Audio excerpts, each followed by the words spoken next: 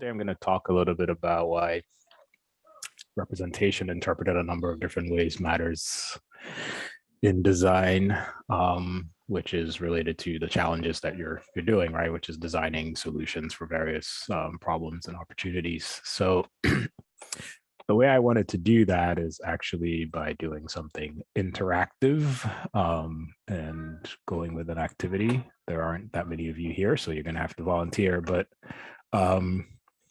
I need 2 people out of the 4 of you that are here to play this game with me. So who's gonna do it? Okay, I got Adam. You can do it.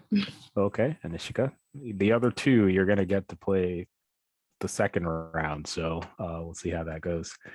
So I guess you can see this screen. I'm just gonna make sure we have the player names, so you know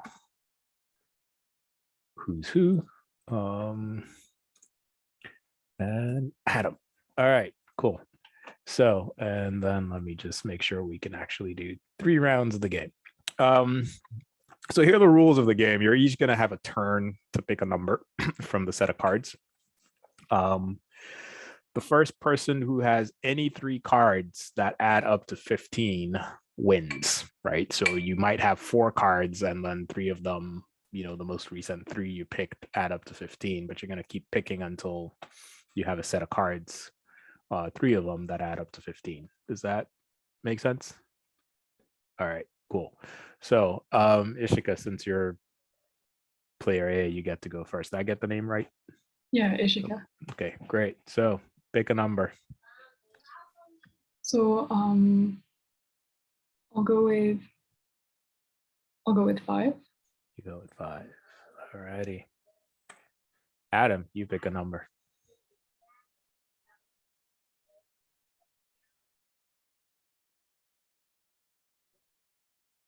Whoops, I muted. I'll pick 7, lucky number. Okay, lucky number 7 for Adam. Ishika, you got to go again.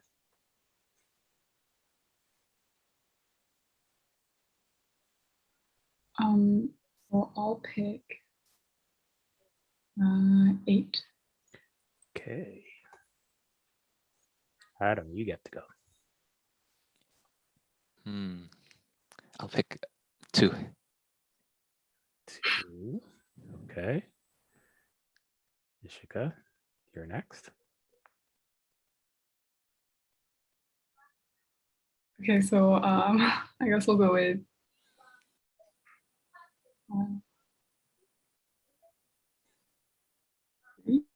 3. So what happens if we go over? Oh, it's fine. It's fine if you go over, so long as you can, any of the subset of cards you have add up to 15. So the 3 can be, you know, from any of the cards you have. So you can go over at your initial picking, but so long as you get to 3 that add up to 15, you're good. Okay, I'll go with 3 then. You're gonna go with 3. All righty. And I'll go for 6. You'll go for 6. I believe Adam won this round, right? We have 9 plus 6 going to 15. All righty, we're gonna do it again. Same game, same round strategy. This time, Adam, you get to go first. I'll go for 6. Adam's going for 6. Ishika? I will go with 8. Go with 8. Okay, Adam? I'll go for 3. Adam goes for 3. Okay. So I will go with 5. Okay. And interesting.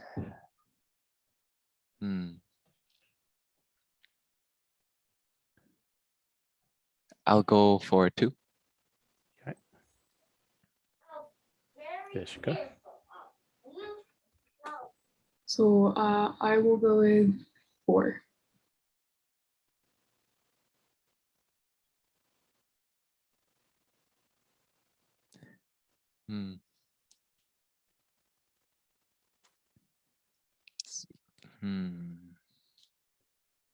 This is interesting. This one is interesting.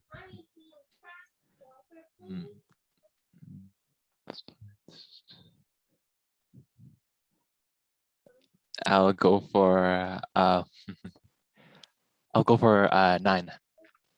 You will go for 9. Okay. Ishika. So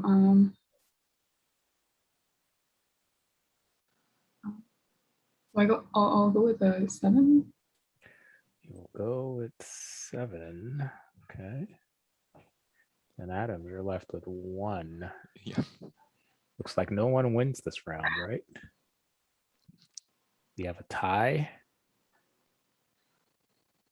Yeah, we have a tie. No 3 cards in any of the set add up to 15. Right? Yeah, no, they don't. Yeah, okay. So best of 3, final one. So we have Adam got 1. You're tied in the second round. Let's see if we can have a winner in this third round. All right, Ishka, you're up. Okay, so this time I'll go with 6. Go with 6. Okay. I'll go for 5. Okay. I'll go with 8. Okay.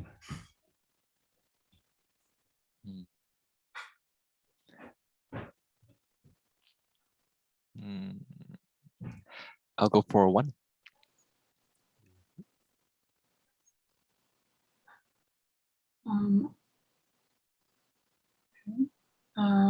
I will go with 9. Okay.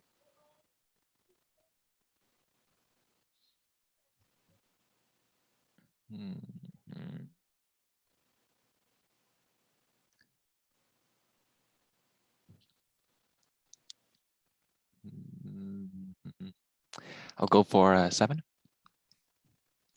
Going for 7.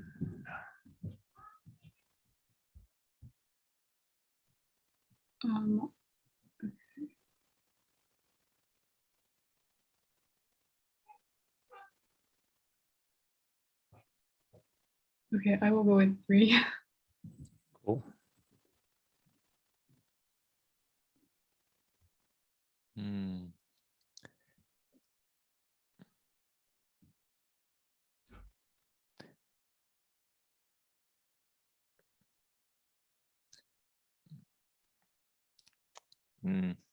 And I'll go for 4. Okay. So I guess I have to go with 2. Ishika goes with 2. And do we have a winner? Or are we tied again?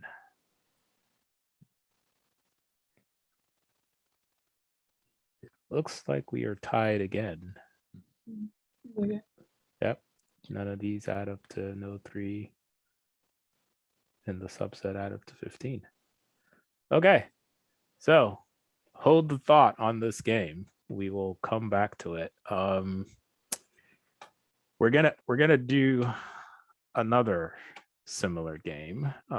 This time, I guess we're gonna go with a DT on Reshma, if that's okay. Yeah, for sure. Okay. Reshma, are you with us? You don't have Yep, videos. here. All right, cool.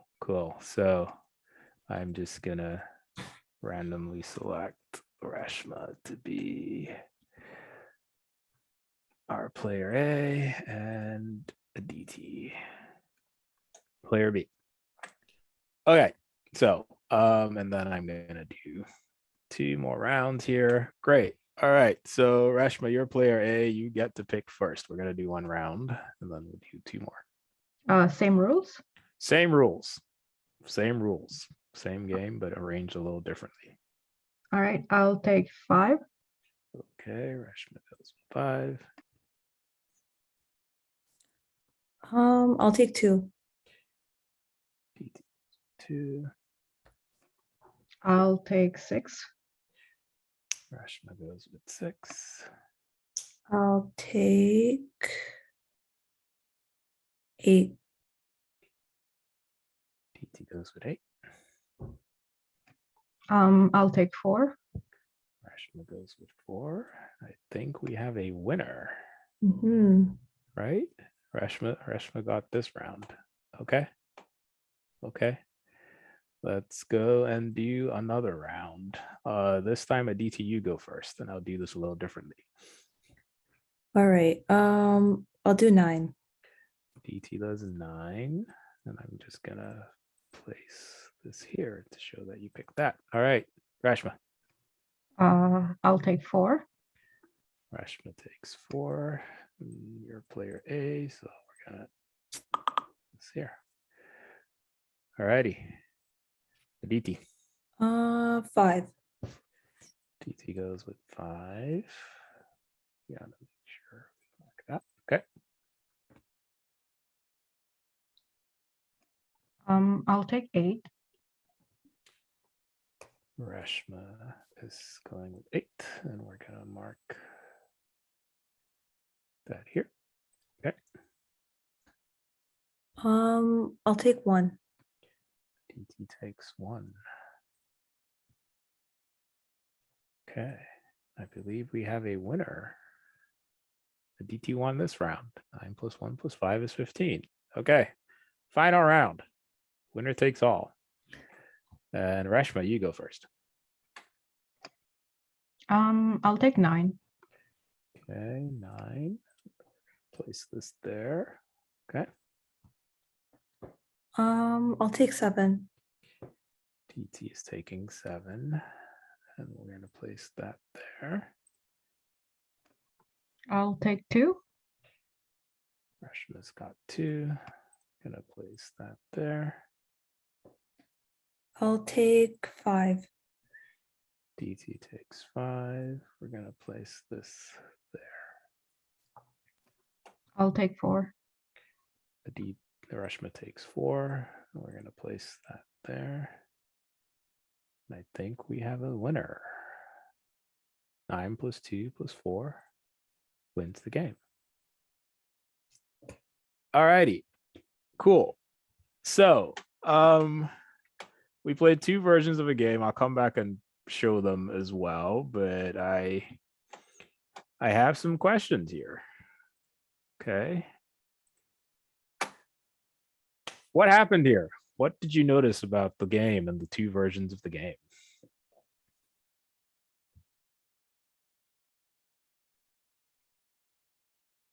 This is interactive.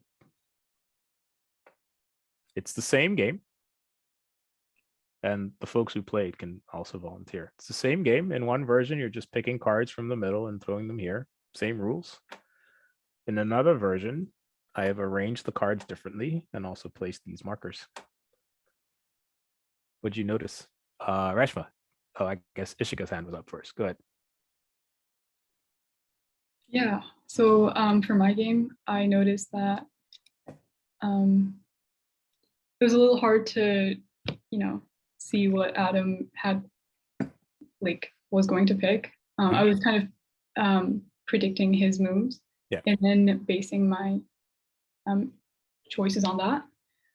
But then for the other one, I feel like everything is a lot more explicit.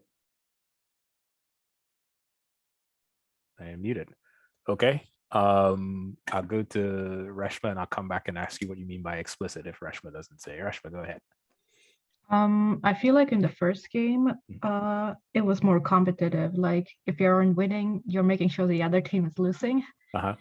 And in the second one, it's like the person who goes first is pretty much guaranteed a win, and the other 2 players are pretty not exactly sabotaging, as per se. Yeah. Right. So you weren't really sabotaging each other. Oops, I missed that. And you were just going for the win, I guess, in this game. Just focusing on getting the win. Yeah. Okay. But if you go first, you're guaranteed to get the win if the other player isn't trying to sabotage you, right? Yeah. Okay, cool. Ishika, what did you mean by it was the second time it's more explicit? Oh, I just meant by the markers. Okay. So the markers make it easier to see what's been picked. But what is different about the second time than the first time? It's the same game, but what's different about the second time?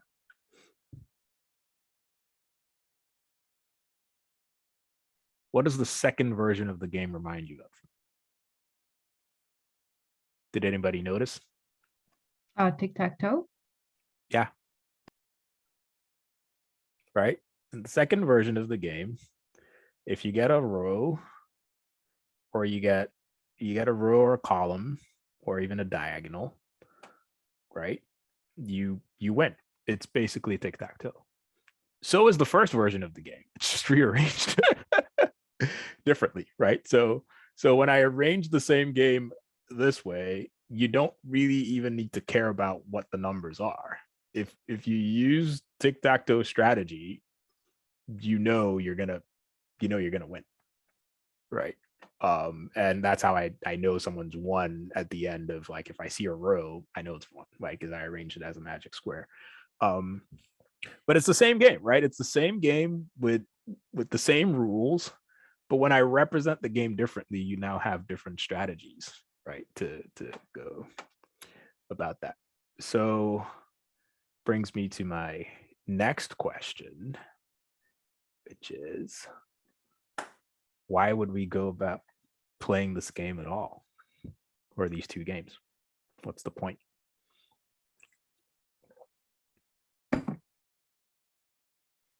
Go ahead, Adam. I think it might show that graphical design can really change the way we kind of think and interact with others. Okay, that is one point. What else? What other points do people have? Hey, Ryan, thanks for joining us.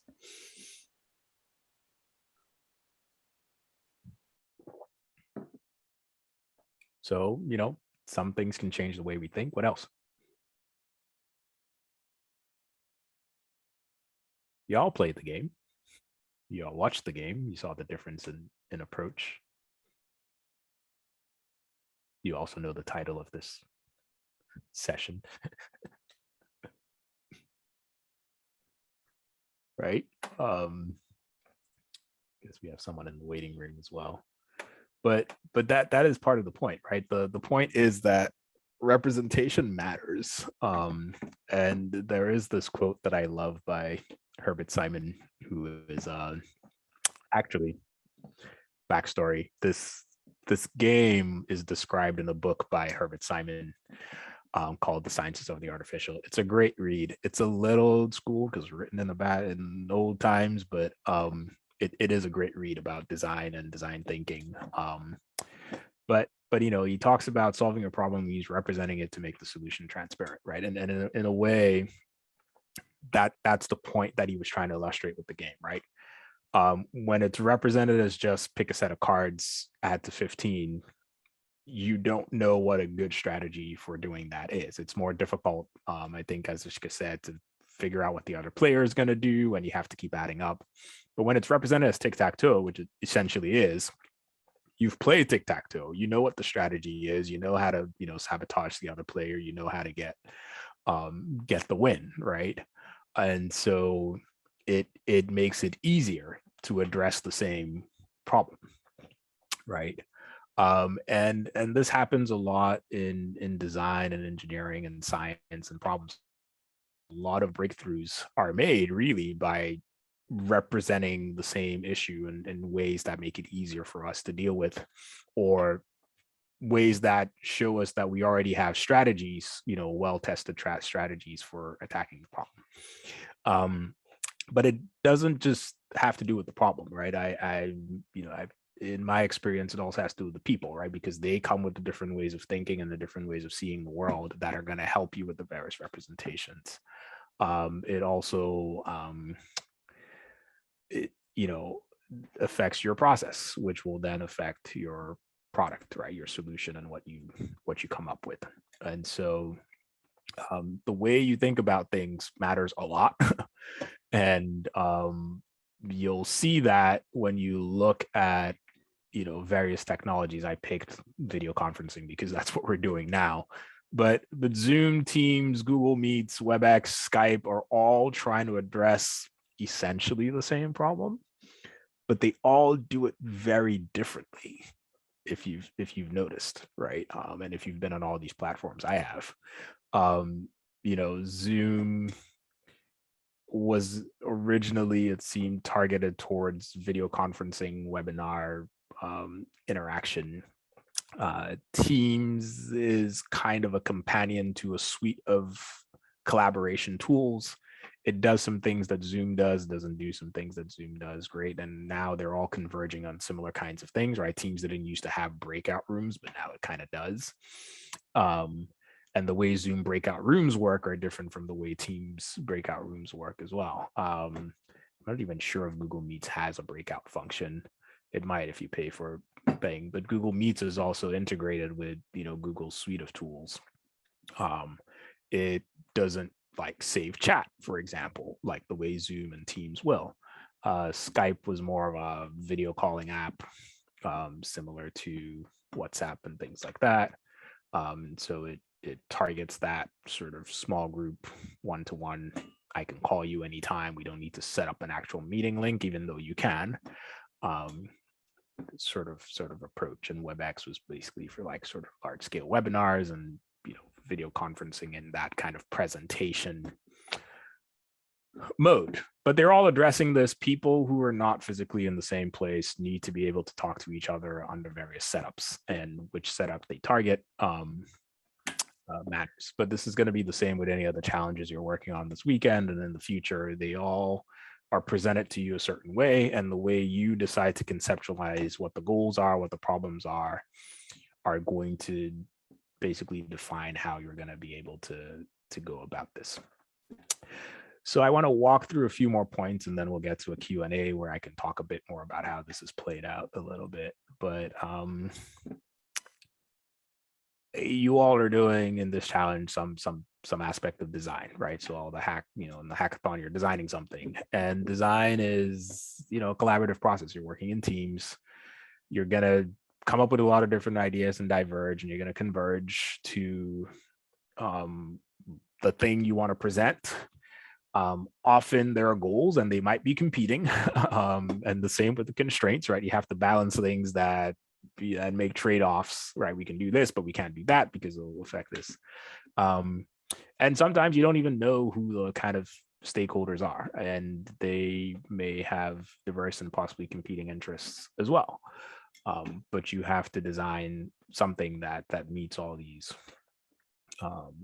constraints, right? And so you're kind of dealing in this space, and representation matters, right? The way you represent the problem, the way the people aspect of the problem also matters, right? So this is a figure that a couple of colleagues of mine and I have put together. We have a revision of it, but I'm using the old version, which I don't quite like for certain reasons. It talks about you're doing challenges, you're working on problems, and they come from society, right? And often you're providing solutions and value, and sometimes you create new problems, which are the side effects of your solutions and the value you're trying to provide. And this loop is going on, and the solvers or the engineers or the scientists are in the middle trying to work on this stuff.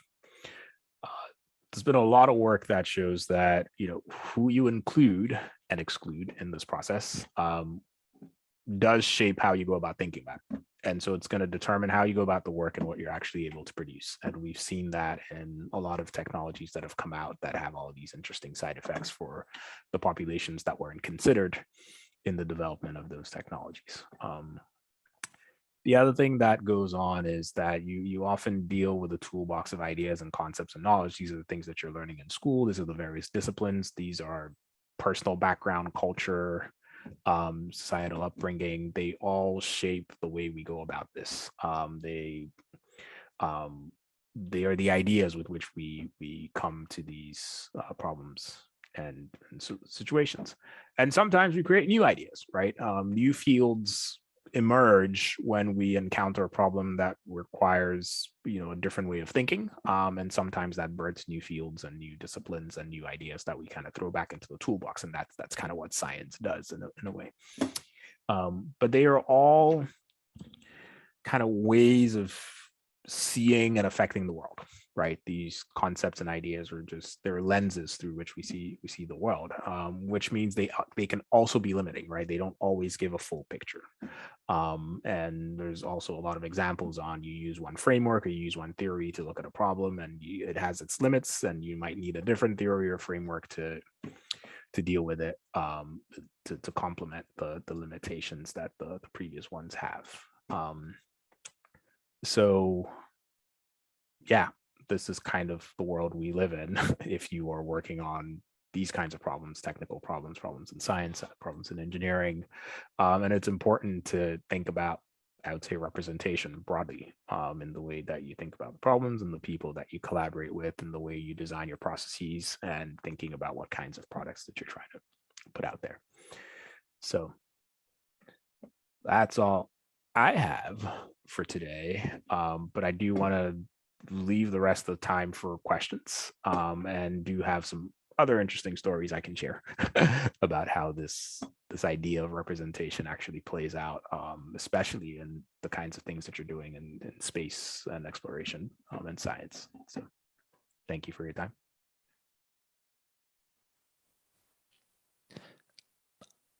To start up, I'm very curious. I was wondering if you could tell us more about your ideas about how this kind of thinking applies to problems in the space field.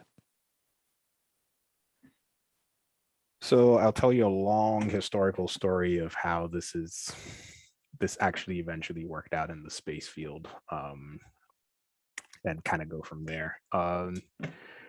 So this goes back to digital technology and digital communications. So there is I guess I would say, mathematician / engineer named Claude Shannon. I don't know if any of you have heard of him, and his wife Mary, who helped him write a lot of the papers that he put together. But he did two things. First was, for his master's thesis at MIT, he wrote about digital systems.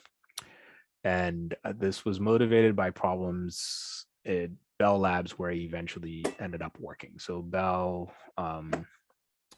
Labs was part of AT&T, American Telecom and Telegraph company, and they were responsible for basically communication in the US and North America at the time, right? They built the national network, and so phone lines and communication was a big thing. They had switching circuits, which was the switchboard where you connect people literally. They had been working on automated versions of that, and the way that they did that was through digital technologies.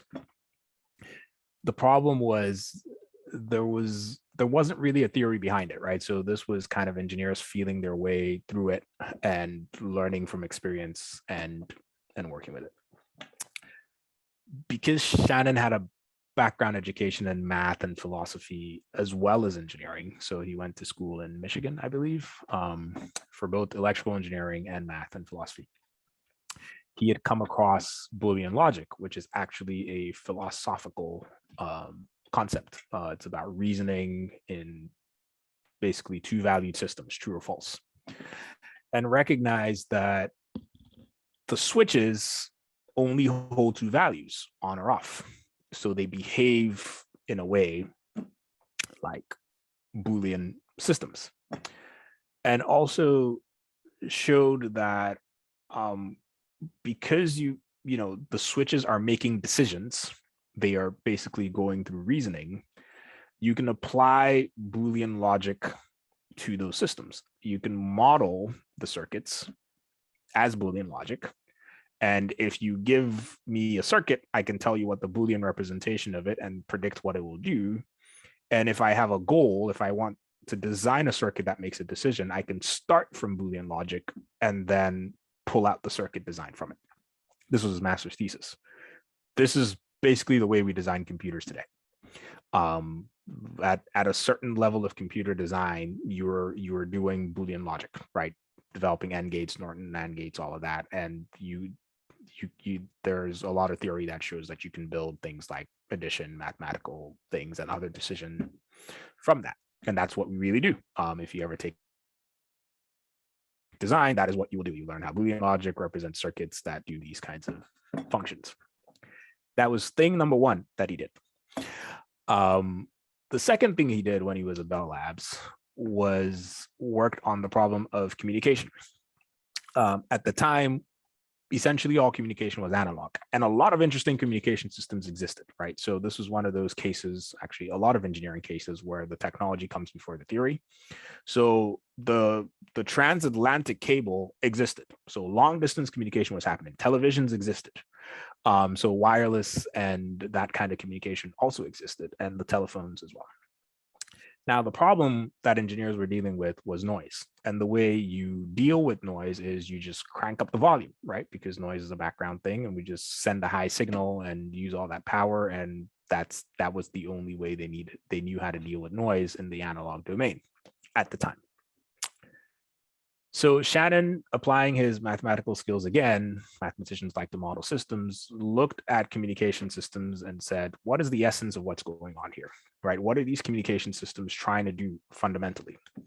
And, you know, he wrote a book called he wrote a paper called A Mathematical Theory of Communication, which then became a book called The Mathematical Theory of Communication, which it still is today. But it was about modeling communication and language, and showing that what we're really doing, right? Languages, you can generate language through probabilistic systems, like Markov chains and all of that.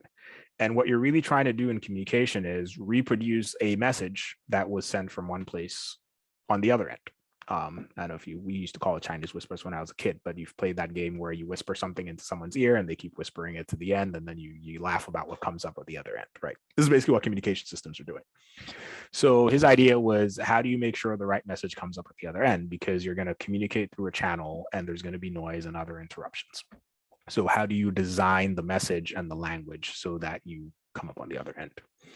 One of the things he showed through his theories was that if you encode the message as a digital message using ones and zeros, then you can essentially defeat noise. You can recover corrupted messages on the other end by designing what he called redundancy and other kinds of codes into the message, so that even if bits were flipped and things happen, because the sender and the receiver have a shared knowledge of the language, there are things you can do on the other end to recover the message.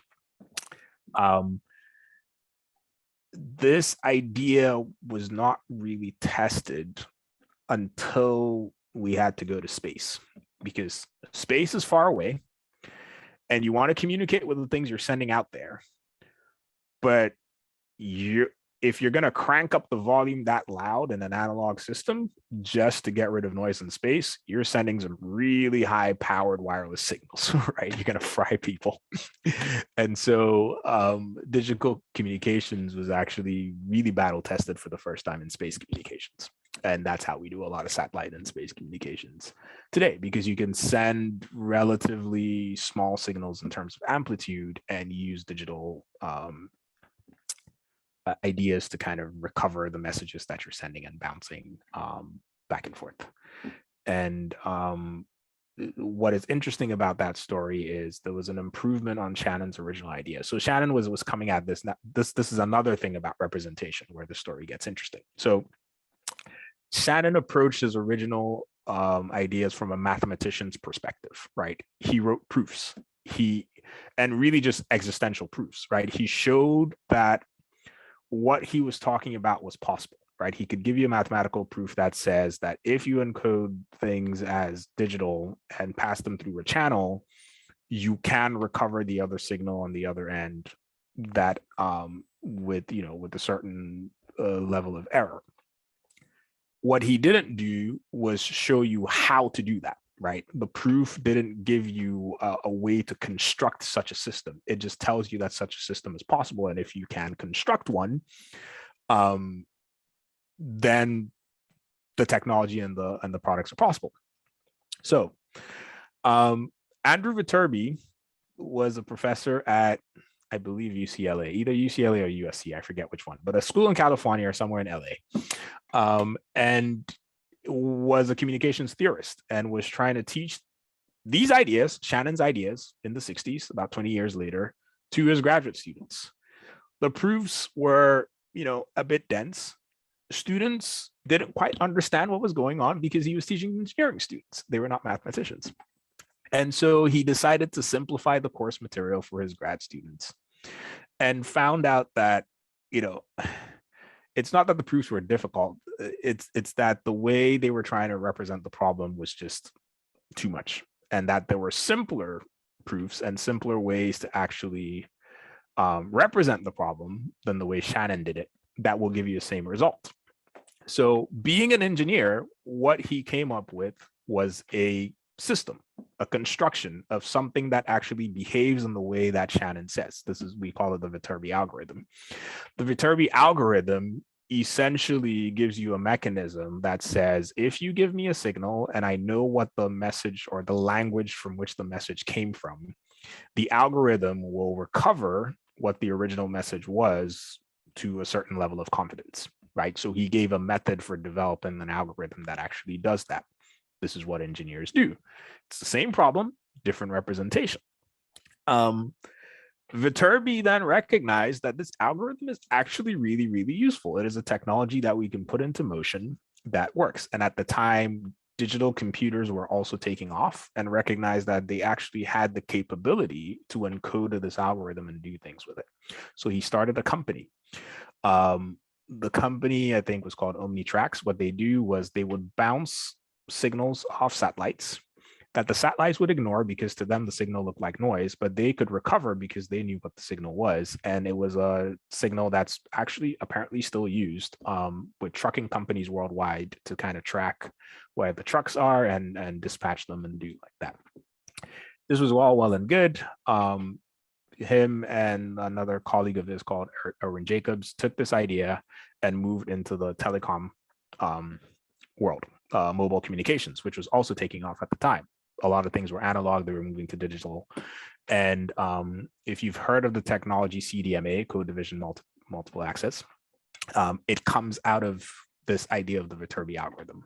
They started a company called Qualcomm, if you've heard of Qualcomm. That is one of the big mobile phone technology and equipment producers worldwide, and has developed quite a number of the standards that is used in mobile communication today, which we also use for space communications and all of that.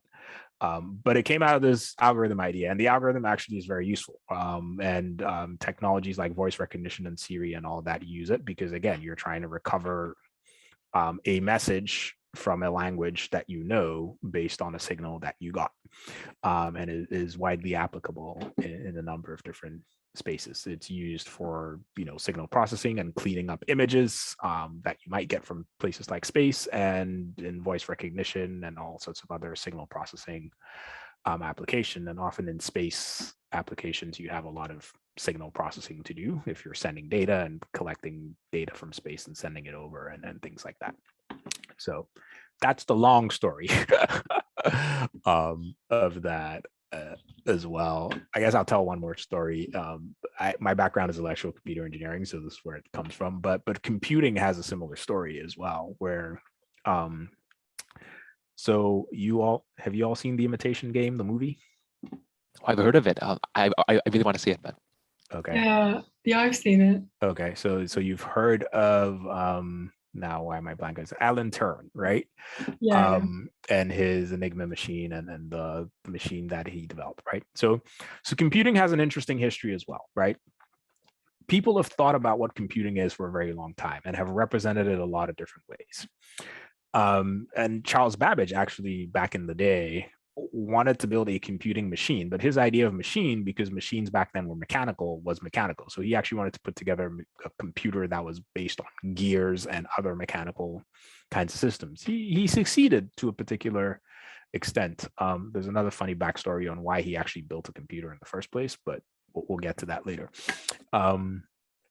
But Alan Turing started out his idea of computing theoretically. He was also a mathematician. But he came up with the results. So mathematicians were exploring the limits of computation. Gödel came up with a Kurt Gödel came up with a proof that says there are things that you can't do algorithmically in mathematical systems. Alonzo Church came up with a similar thing. He represented it as something called lambda calculus. We actually use it to design programming languages and analyze them. So that's interesting. Turing came up with the idea of a machine that does computing. That representation of computing inspired, why am I blanking on his name? John von Neumann at Princeton to actually build one, right? Because he had a sort of a blueprint for a machine. And so it's that mechanistic representation, theoretical representation of computing that spawned the idea of a computing machine. And really the architecture in the Turing machine, it mimics some of the way that we actually build computers today, right? It's this idea that you have memory and you can manipulate that memory and have something that, you need a memory space where you can write and keep track of stuff. And most computers do that. They have memory and they have processing, and the two interacting is what gives you what you are today, right? So that plus the digital stuff combined gives us a world of technologies that we use today to get a lot of things done, especially in space exploration, like telescopes and satellites and all of that, right? They're all, computing-based systems in a way. They capture information, they send information, they use a lot of these ideas to do that. And all of them took off in various ways based on the way different people represented the ideas and the problems going forward. So cool. I'll take other questions.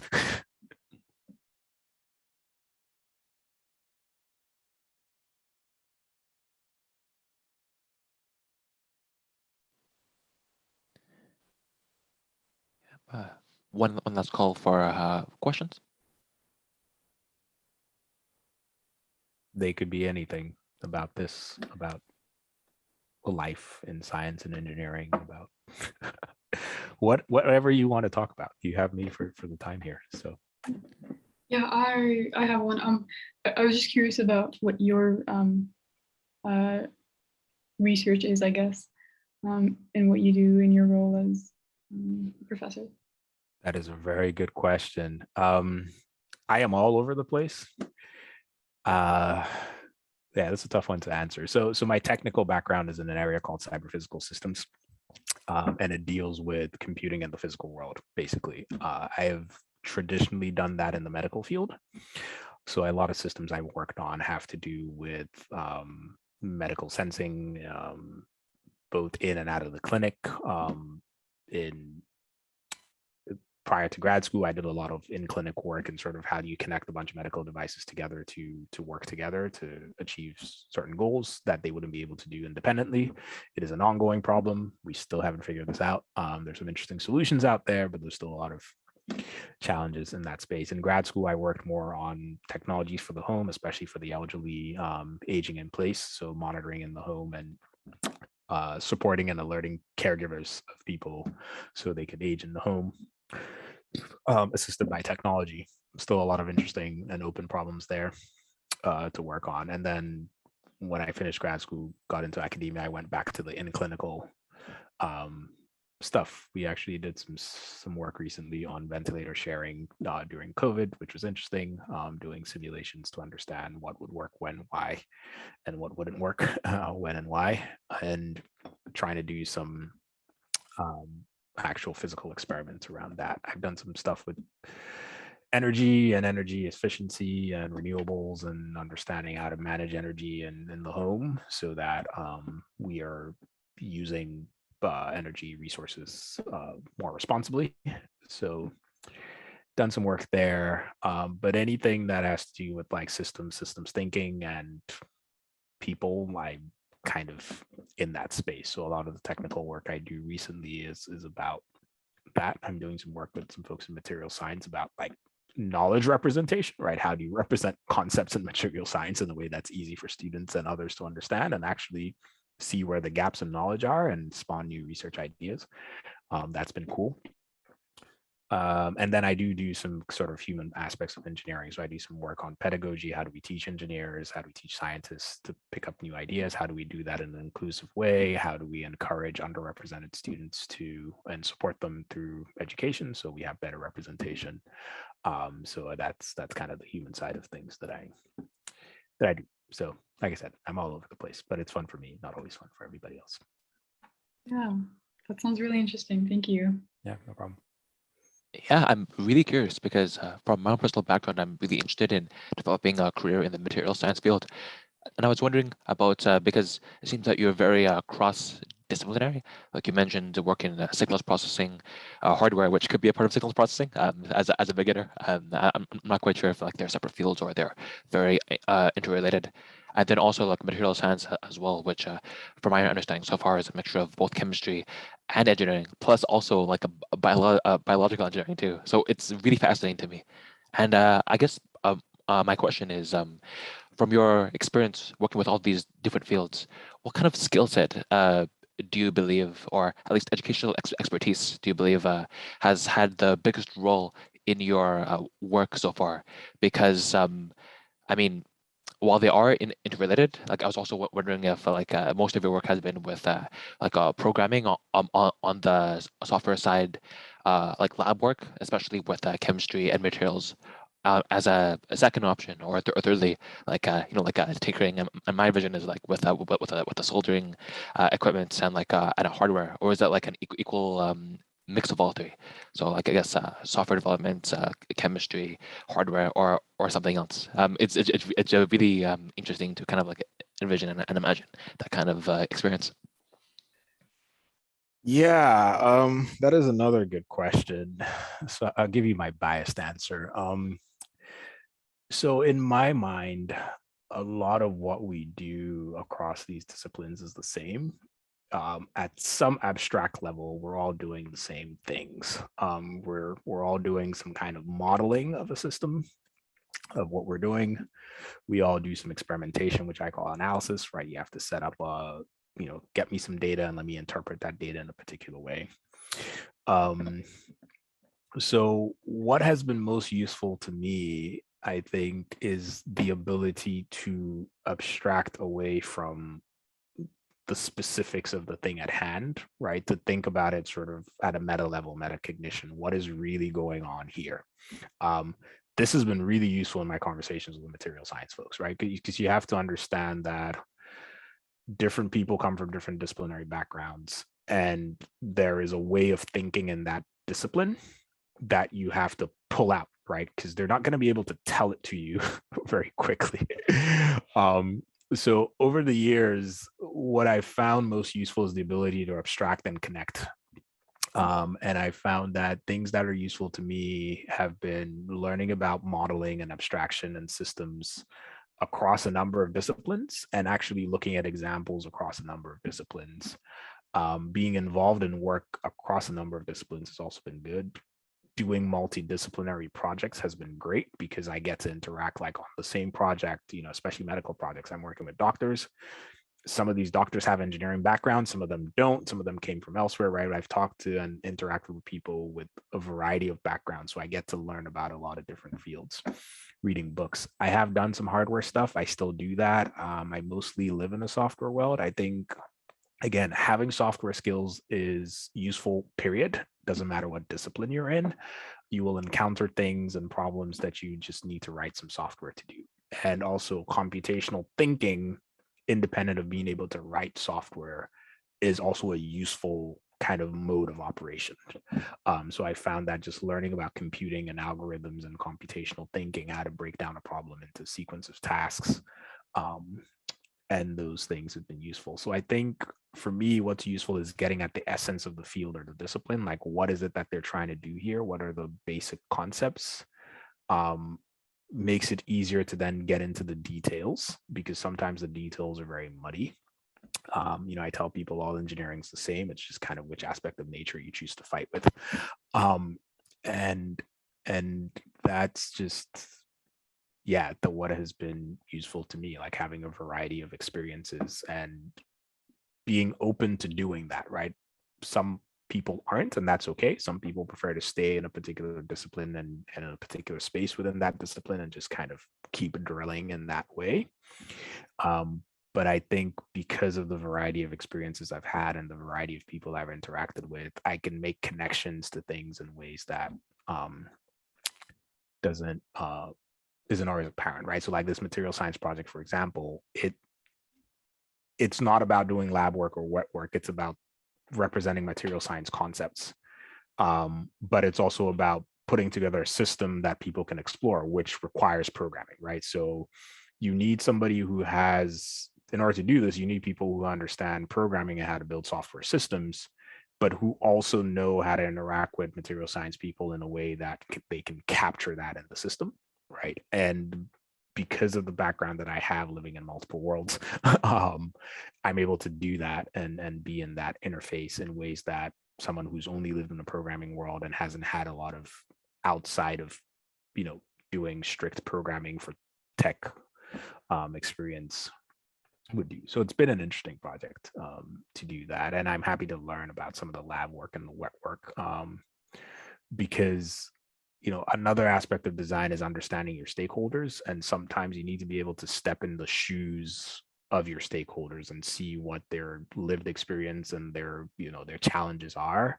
And you often don't get that by staying outside, right? So working in the medical field, one of the things that has been most useful to me is the ability to actually go into these spaces. So in a lot of the projects I've worked on, we've been in the operating room. I've seen operation in action. I've been in the spaces that the doctors usually are. We go into the hospital, we walk around, we see it, we see what their lived experience is.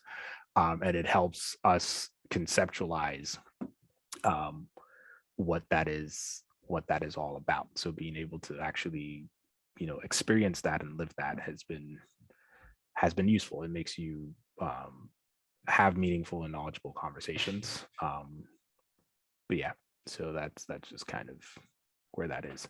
I'd say a broad education, that's my bias, being broad in your education, especially in these early years, is a good way to go, because the way the world is going, being a bit of a generalist has some advantages. So there's a book that I really like that I'm still reading called Range by, I believe the name is Andrew Epstein. But I think the subtitle is Why Generalists Thrive in a Specialist's World.